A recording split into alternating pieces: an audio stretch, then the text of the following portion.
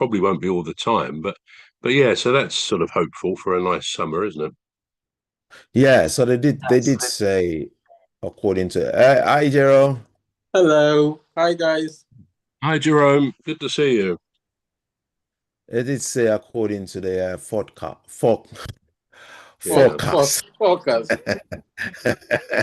forecast. Yeah, It is say according to the forecast, we're gonna have a very warm weekend. So yeah. nice and warm weekend ahead. So we're looking forward to that, aren't we?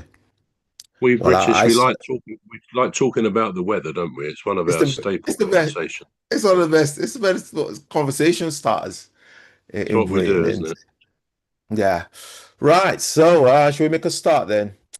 Yeah. Um, yeah. So, bruv, do you want to do the introduction for us? Opening introduction? I assume we're recording already. Yes. Yeah. Just do a double check there. Yeah. Well, hello Uh, everybody. This is our weekly podcast called The Alien Spaceship, and I am Trevor Gear, and he calls me Bruv. and I remember Hickins and he calls me Cuz. Welcome to the Alien Spaceship podcast and talk show. Now, bruv did raise quite a very interesting topic for today. Veering along the lines of social media. Yeah.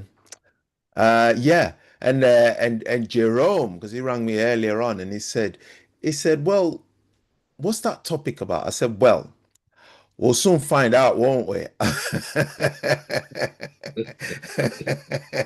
You'll soon So find out. we'll That's soon right. find out, won't we? So over to you, bro. Okay, well, it was perhaps slightly misleading because I've got a number of issues or matters I'm going to ask you about, which the three Right. of us can hopefully converse and discuss about. And the first one happened to be my question was, is social media a force for good? And then I thought, as I think I put on our WhatsApp, the more you think about it, certainly with things like X, what used to be Twitter, it's become, or it can be considered to be anti-social media because when you see shocking arguments between people and the level of anger that people seem to rise to sometimes, almost just because it's possible, just because they can, it sort of becomes antisocial.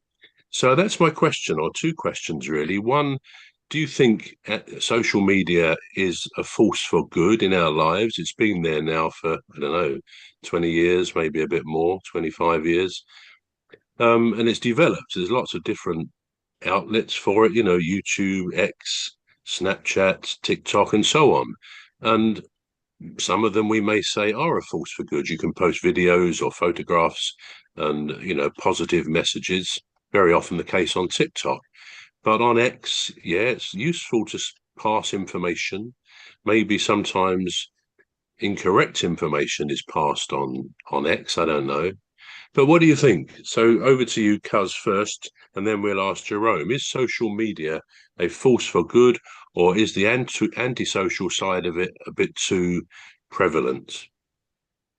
The only relatable sort of analogy that I can use to define it is when you look at a peaceful protest. So people come out Right. and they say, right, we're going to protest. We're going to do a protest. We're going to do a really peaceful protest. And what happens? It gets hijacked. It gets hijacked by all sorts of people, not well-meaning. They probably have nothing to do with the cause of the protesters. All they are out there for is to cause trouble, to cause mayhem.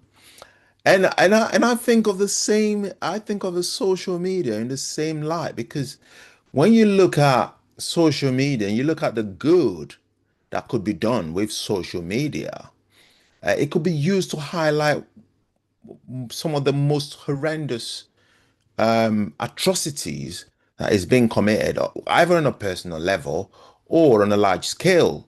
Mm, What you call whistleblowing, isn't it? Somebody can go out on social media that would otherwise not have access to a media platform like the television or the radio, like a legitimate one, or the mainstream as they call it, and they straight away their message is being propelled throughout the around the globe, really around the world. And if it's something that, and if it gets to the right ears, it's then amplified, and whoever they're trying to reach is forced to take action. That's the power of social media. It's really powerful. But then I was watching. I like messing about on TikTok sometimes. I've done all this. I've done most of the work that I'm supposed to do for the day, and I think, right, I'm gonna go on TikTok and just have a laugh. And I stumbled upon something that was I, for most to most people it'd be funny, and to the guy that was doing it, it was funny, but to me it highlighted a problem. Now this guy was sat in his room. He had a camera on himself, and he had about 10 phones on his bed, and he had about four computers, and he was signed in, and he says, and he was sort of interviewing himself. He said, right, now you might think, what am I doing with all these phones and all these computers? He said, well, what I do is I'm a catalyst. And I thought, where's this going? He said, I am a real life catalyst. He said, what I do is I look for people's posts and I post aggravating comments on it. And I post it on all these phones and all these computers that you see. So do not waste your time getting Mm, angry or getting worked up over a negative comment you see on any of the socials, really. And I thought, wow, because sometimes you see a really concerning article, maybe somebody's missing or somebody's been or something's been dealt with unjustly, and you think, oh, what a really sad world we live in. And then there's somebody going, making a laugh out of it. mm, And you think, what sort of sick individual will do that? And that's that guy. mm, And there's loads of them. So you can get that on social media as well. So it can be a force for good. It can be a really good force for good, or it could just serve as somebody's playground, really. And they don't care what they laugh at because they're not real. They, mm. they're not real. Yeah. So that's my take on social media. Trouble is, you don't know that they're not real. That's the first thing. And we hear there's lots of bots on there as well. And sometimes it Yeah, turns out that they're not bots. So people use it to their own advantage, a bit like statistics. But absolutely. yeah, you're right. There's lots of keyboard warriors, aren't they, who get a buzz, who get a Yep. kick out of just being offensive for its own sake. Having said that, I still think that people often respond to something because they feel quite strongly about it. So, Mm. Jerome, over to you. What's your view of social media? Okay, I'll describe it as a double-edged sword because it could be a force for good. Because with social media, you could see lots of people get empowered via social medias. Yeah, and it connects the world. People, you can with social media, you can chat with someone that is far away, probably on the other end of the world. It connects people, empowers people. It has generated lots of employment to some individuals, and so that's the positive. And just like most other things, it has its negative aspect, whereby people can easily stay in their house and get brainwashed. Yeah, and just like Amy just said, yeah, there are some people out there that just come there and just say all negative things, and which pushes some individual to do things they're not meant to do. So as I said, it's both ways. But for a user, I think you should look more at the positive aspect of it. I'm not saying rule out the negative aspect, but if each individual look take into the positive aspect of it, then life will be good for all. Mm. Yeah, some good points there.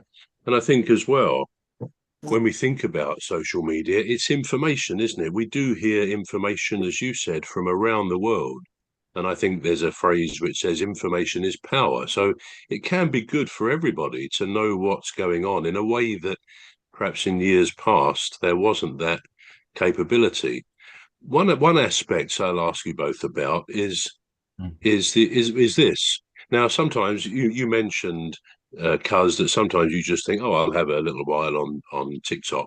Or sometimes if I'm looking for something, faffing about waiting to get into bed, I'll look at something and I'll be somehow directed to TikTok, and I do quite like that. I must say, there's some funny things on there. There's some very thoughtful things on there, very profound thinking stuff. And then I can find that 45 minutes has gone by, and I thought, God, I should be getting into bed there.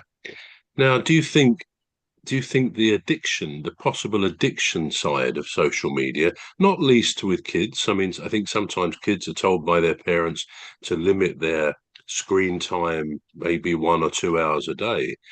But what do you think about that addiction side? I mean, I don't think I'm addicted to it, but if I actually sat and looked at the number of times I look at my phone in a day, probably like most of us, I'd probably be a bit horrified.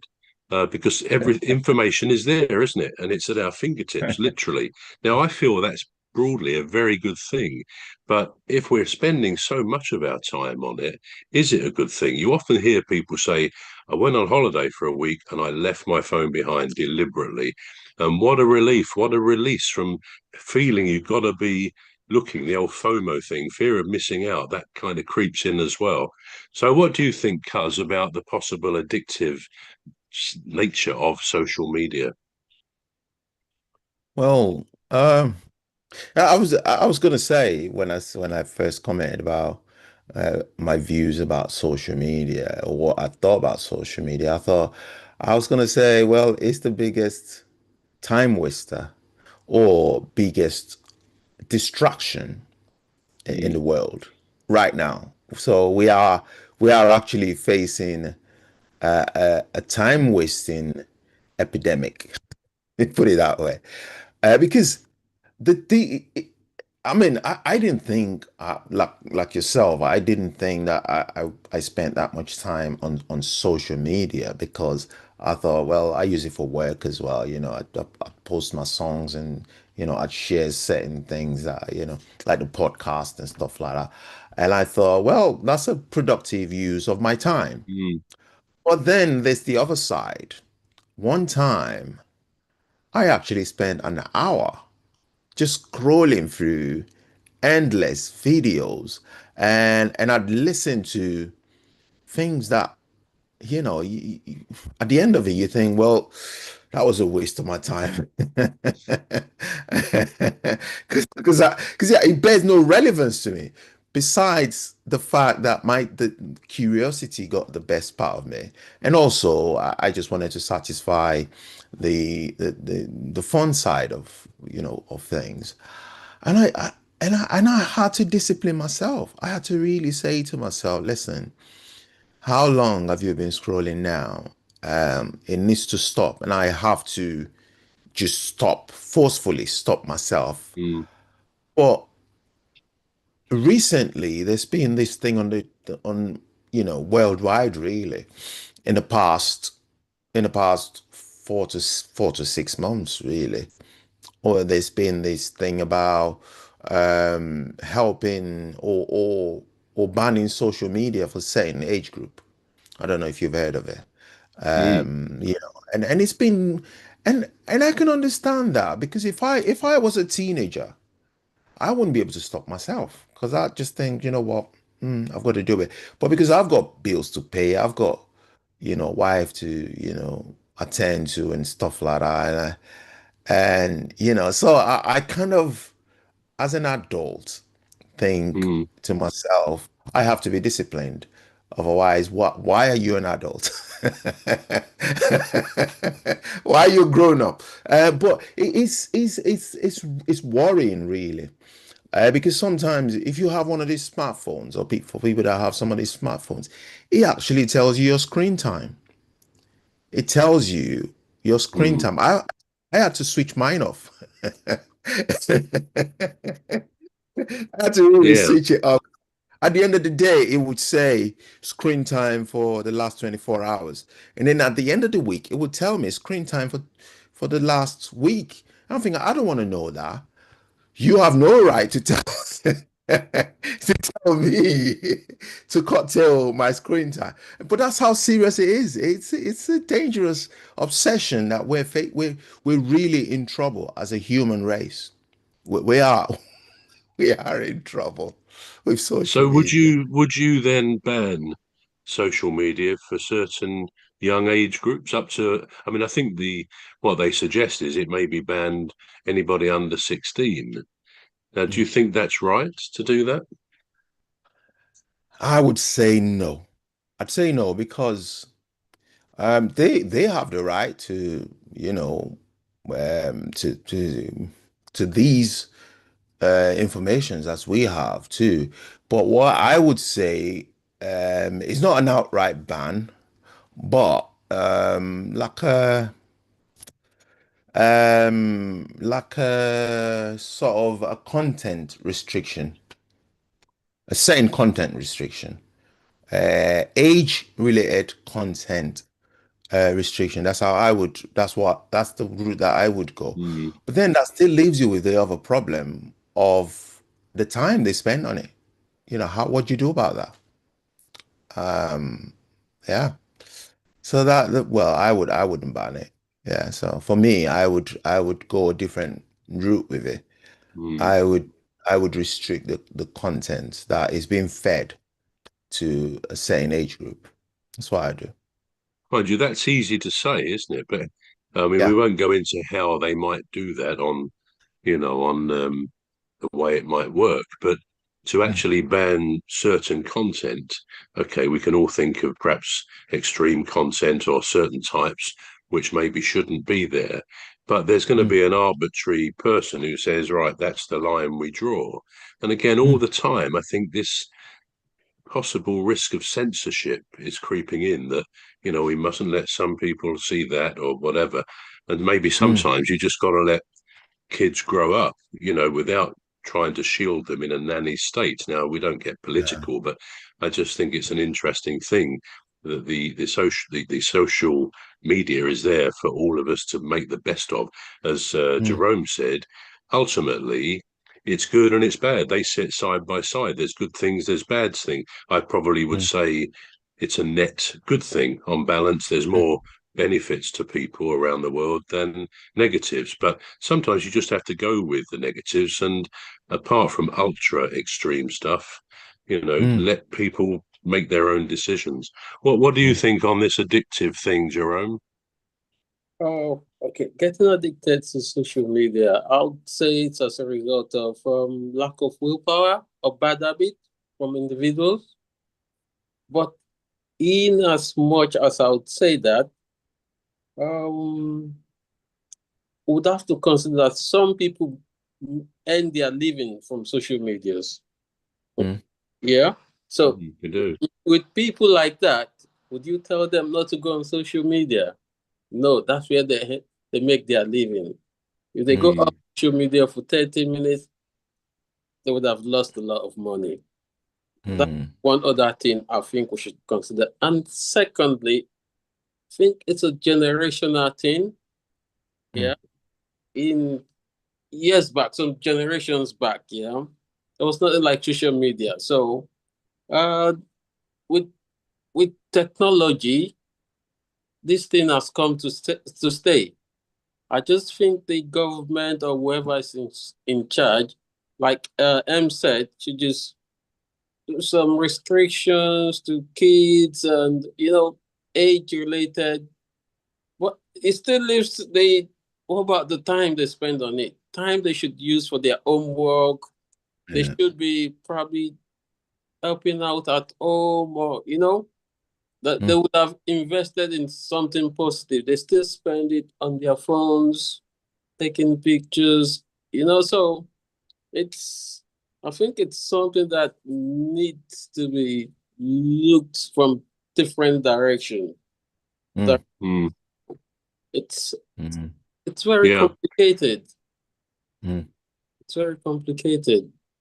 And mm, of course, another aspect of it is that most of us access social media via our phones. And of course, mobile phones, have utterly changed the culture of, well, our country and all countries around the mm, world, mm, probably, I suppose, significantly since the turn of the century, around 2000, where they also began to get home computers, laptops and things like that, and mobile mm, phones. And again, we would have to say the benefits of mobile phones must so far outweigh any negatives. I mean, to actually be permanently able to be in communication with somebody or to have any information about any mm, subject around the world at our mm, fingertips is an incredible thing. So that's mm, also another element to this. And if you go back pre-mobile phones, those of us who can remember that would say, yeah, I mean, if you were driving on a motorway and you broke down, you had to stop mm, or hope you broke down somewhere near one of the phones which were at the side of the motorway with a sign of a mm, phone on the box, and they were probably spaced, I don't really remember, but every 2 or 3 miles apart. So you may have mm, a long walk to get to the phone, etc. When if and when you broke down. So the mm, mobile phone is a fantastic thing, which we do like anything. We're humans. We take it for granted. Sometimes I think it's good just to really stop and think what an incredible device a phone is. mm, As I say, it can connect us pretty much around the world where there's a signal to do it, which is most places. But more than that, if you've got a question about anything, whereas, I don't know, 30 years ago, you had to go and look up an encyclopedia in a library or something like that if you wanted to know about a specific event. Now you just dial it into Google and you've got it all there in front of you. So sometimes when culture is changed, it's very easy to kind of just get so into it, so used to it, that we don't really appreciate it. We really don't. And I mean, going off at a bit of a tangent there, I'll ask you both a question. How many breaths, talking of taking things for granted, how many breaths do you think the average human mm, takes in a day? How many breaths? If you're at rest, if you're sitting down, say, can you both give me an estimate of how many you think the average human, and we're not talking about little children who breathe a bit faster sometimes or a bit mm, slower, but the average person has a number of breaths every day, and there's a range of that. Any ideas, mm. Cuz? Maybe in the millions, like 100 million breaths.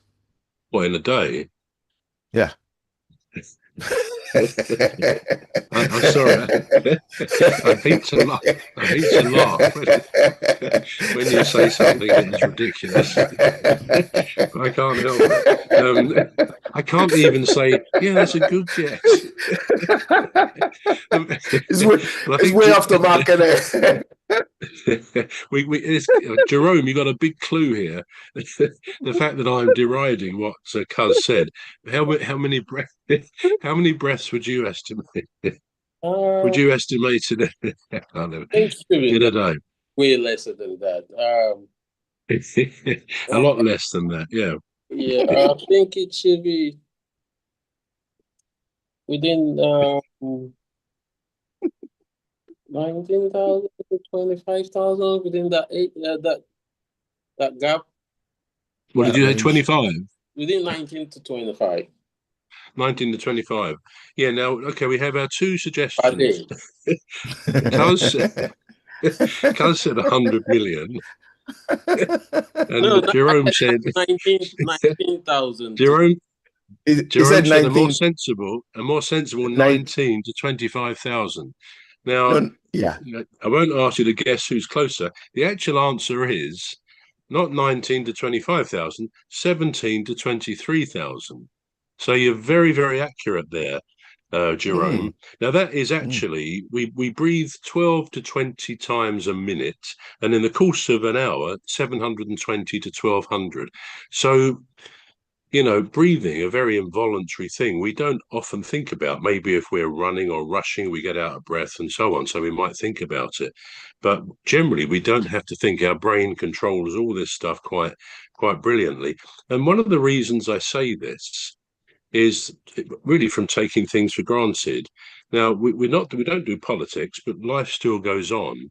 And we all know that expression, I can't breathe. It went back to a story, as we know, in America 5 or 6 years ago. And this past week, a very tragic story of a young man, Henry Novak, who was stabbed sadly to death, and he was saying to the police people when they came, I can't breathe, I can't breathe. Now, the only what I'm saying there is it reminds us, if we think of this sad event, tragic event, and try and make a positive thing out of it, mm, breathing is literally the breath of life. And mm, it's actually, we take it again for granted, but it's an incredible thing. We can become very aware that we exist, that we are actually here. We're breathing the air of this incredible planet that we live on. And the mm, breath of life is quite fantastic. And we do, well, thousands of breaths every day and in a year and so on and so forth. Quite an incredible awareness it can give us of breathing. So yeah, mm, I just wanted to sort of say that really in deference to that sad event about that mm, young man Henry who was saying, I can't breathe, I can't breathe. mm. And we perhaps think of him even as we're doing our podcast. Okay, so Absolutely. that's social media. Now, Mm, the next question I've got, do we think, and I'll ask you first, Cuz, do we think that humans are fundamentally good? Are we generally fundamentally good, or are we inherently bad? Now, of course, there's always, as with social media, there's going to be a mix of that, which is why I use mm, the word fundamentally. Are we mm, basically, in our essence, when we come onto this incredible planet, and I mm, know it depends how we're brought up and the environment, but it also mm. depends on our genetics. Are we generally and fundamentally a good species? Are we good people? What do you No, think? no. You think we're I would not? say absolutely not. I think we're the most, um, well, I don't want to, let me just say, I think uh, I think we're just bad. We're really bad people. People are really fundamentally we are bad from birth. We're just really terrible people. Um, but there can be some good in us. There can be some good in us. We're meant to be good. We're meant to be good because when you look at human beings, I mean, you watch a movie. Say you're watching a movie about a bad guy doing something, or a group of bad guys, out with the intent of causing harm or stealing something. There's always one of them that would say, "Well, there's no need to do that," or something, and the other ones would be like, "Yeah, we've got to get rid of him." And he says, "This person says, no, no, can't we just let's just leave him?" You know. So there is an element of kindness, of love in us, but I'd say that's about 5%. That's about 5%. I think 95% we're just evil. We are terrible people, and that includes me. Yeah, I mean, are you talking about everybody individually, or are you saying as a species that you get the spectrum of, really bad to really good? What do you mean? Do you mean all of us have the capacity to be really bad? Is that what you're saying? I think I think all of us have the capacity to be bad, to be Mm. really bad people. Now, the other side is we're trained.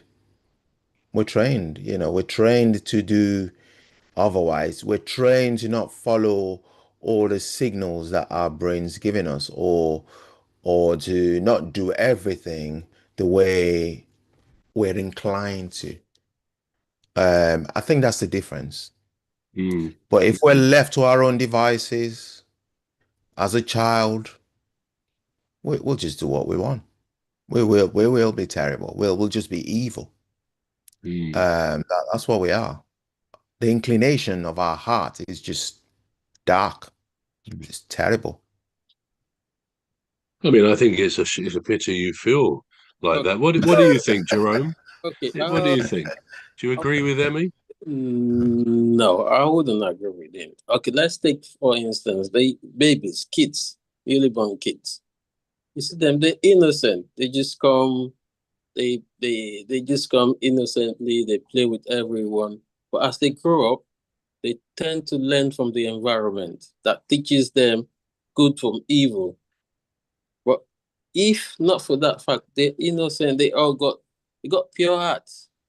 They love everybody, they greet everybody they see, interact, they want to interact with everyone. But as they grow older, they tend to learn from the environment. The environment now teaches them to be either good or at times a mix of both.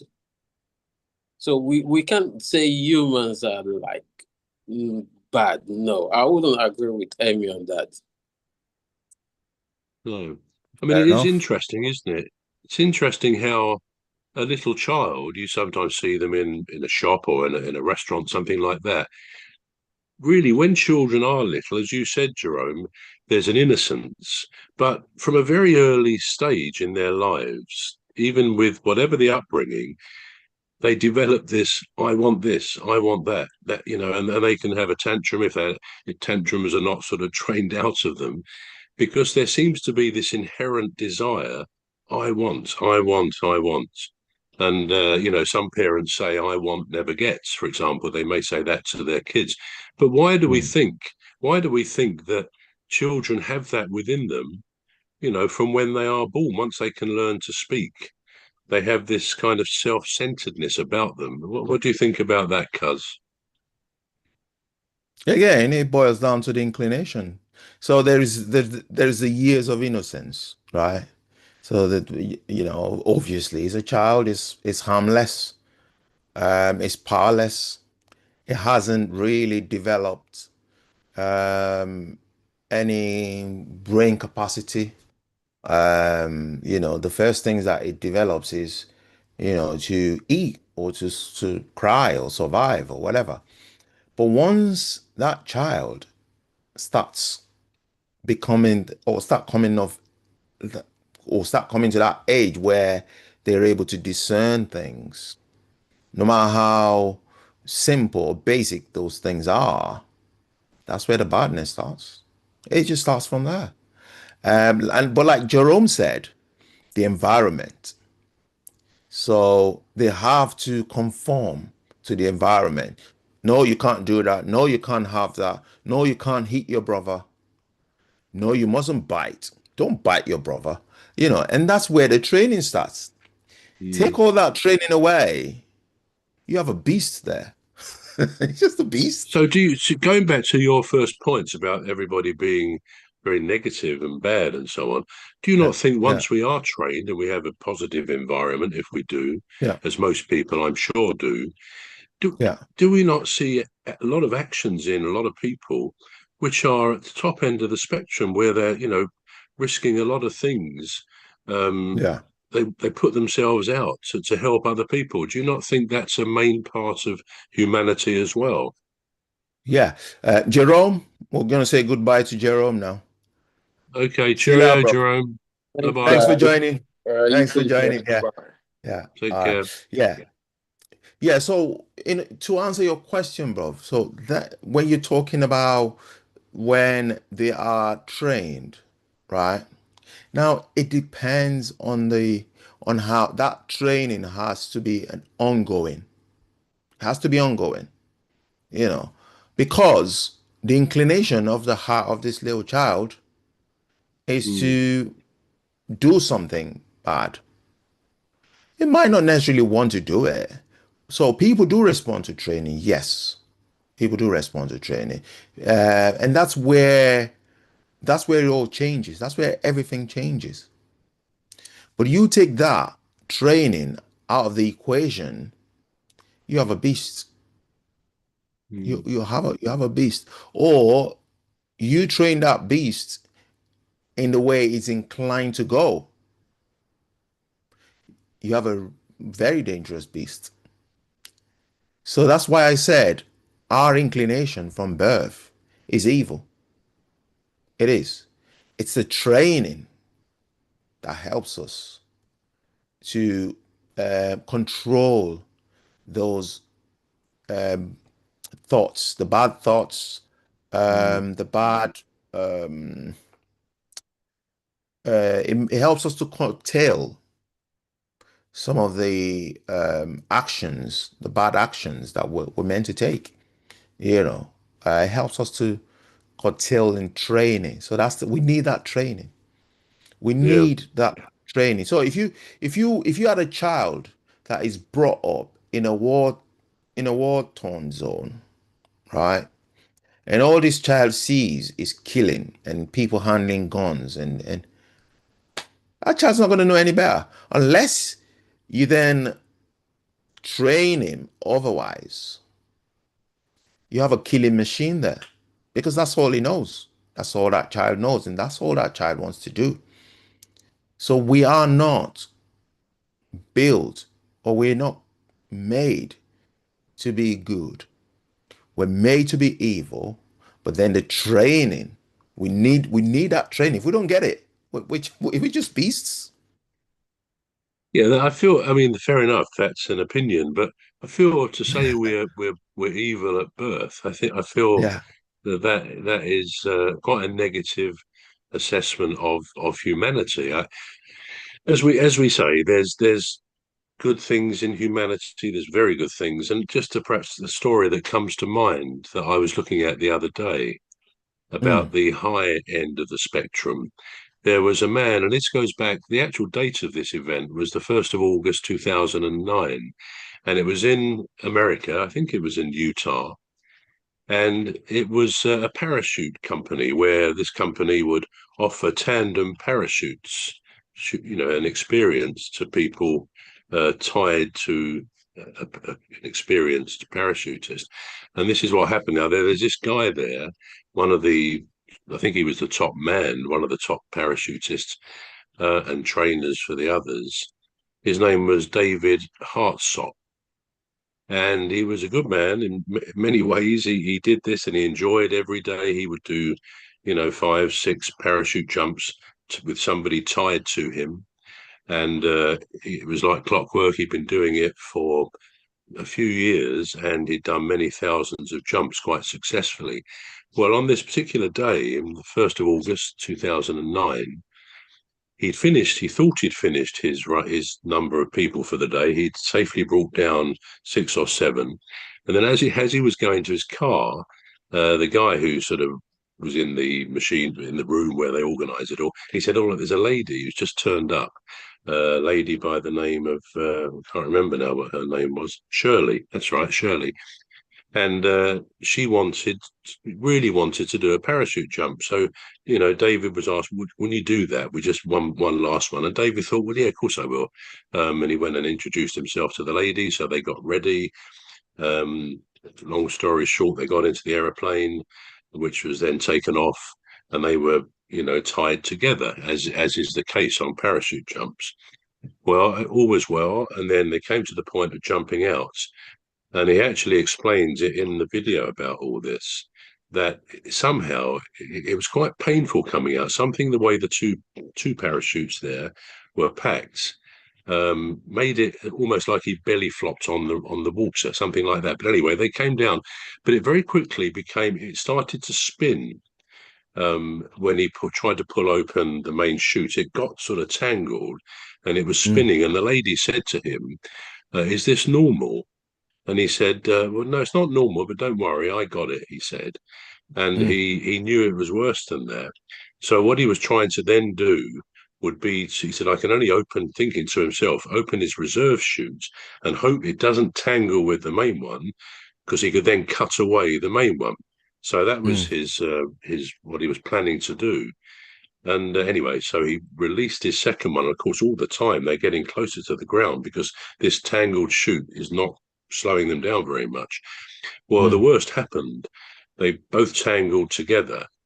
And again, the lady said, is everything going wrong here? And he sort of tried to reassure her, even though he did think, he said in this video, he thought they were both going to die. Anyway, it's quite incredible. As they were nearing the ground, he thought what he would do would be to turn himself. Otherwise, she would have come down first because she was in front of him, to turn himself round, even at speed, and land on his back to try and protect her. Anyway, they landed, and he said, I thought we were both dead. It was a real thump. And then the lady said, can we get up? And he thought, she's alive. He said, so I must be alive. So he wanted to reach to grab the parachute ropes and things. And he suddenly realized he couldn't feel his arm. More to the point, he suddenly realized he couldn't feel anything apart, I think, from his head. He could feel things around his face. Anyway, obviously people came, rescued them. They were both taken to hospital. She'd injured her kidney, I believe. I think she may have lost a kidney, and she had to have 5 operations for her neck. But otherwise, 2 or 3 months later, she was back at work. Now, for David, he was taken to hospital, and sadly, he ended up quadriplegic. He was paralyzed from the neck down. He was given operations to keep him alive because everything was broken, as you can imagine. Everything in his body was broken. Anyway, he actually went home, which had been specially adapted. This was in August, as I said, 1st of August. He finally went home on the 10th of February, and he was given lots of exercises. People helped him. I mean, they had to lift him everywhere, 24-hour care because he's completely paralyzed. Anyway, my point in all of this, the video was made by somebody, and he was asked various questions. He said, did you sort of have any pangs that she survived well, Shirley, and you didn't? He said no. And in fact, his voice is little bit like Stephen Hawking's was, that kind of buzzing voice, which again was a result of the accident, but he could still communicate very well. And he said, no, he said, my job was to bring her safely down. And she visits him. To this day, she still visits him at his home. And she was coming in to see him at his home then. And they she hugs him and so on. And he said, no, he said, for me, it was a win-win that she could go back to work and get on with her life. He said, because I was there, I was determined to save her life. And actually, he's got quite big and obese because, again, that's one of the penalties of being quadriplegic. And he talked about all of these things. But basically, he was asked, are you bitter or are you sad? He said, nope. He said, I did my job. It's a win-win. Shirley is fine. She comes in to see me. And he's got his own family, David, as well, who look after him. He said, my advice to anybody is, he said, keep smiling. He said, keep moving forward. Even if you're going backwards, keep moving forward and learn the lessons. He said, this is a wonderful life. And talk about sobering. And I commend that video. It's not that long on YouTube, David Hartsock. Just to have a look at that accident. He describes it. It's a brilliant piece of filming and very sobering for all of us because, we all get uptight with life and there are bad things to worry about, to get on top of us and all those things. But it's so heartening and sobering and humbling to think, we all get uptight and think, why has that happened? But then you see someone who's got every right to be embittered, sad for what they've gone through, but he's only grateful. He's full of gratitude, that man. Firstly, for saving Shirley. That's filled him with gratitude. And he lives a life of gratitude. And maybe that's a big secret for all of us when we get down and fed up with things. just to mm, remember we breathe the air of this planet. This incredible thing of being alive. You know, mm, not to be morbid, but when you look at, say, you go in a churchyard and see gravestones, you see a birth date and an end date, and there's a little dash in the middle, and that little dash is our lives. And it can, in the span of time, it's a mm, blink of an eye, but it's an incredible gift, blessing that each of us have got this. Just mm, being here for any one individual, the odds of just being here are mm, 1 in 400 trillion. mm, Our ancestors, hundreds of thousands of them, had to stay mm, there and reproduce and survive for us even to be here. So it's a wonderful gift. And when we see people like David Hartsock, how he so values his existence, then I mm. think there's a lesson in there for everybody.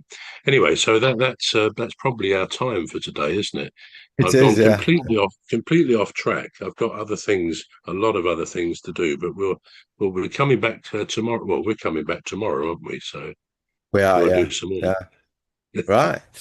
Wow, that was a really touching story there. I Mm. really enjoyed that, and I will do to Have a look it look at up, it. and Yeah, yeah, I'll do. David Hartsock. David Hartsock. Hartsock.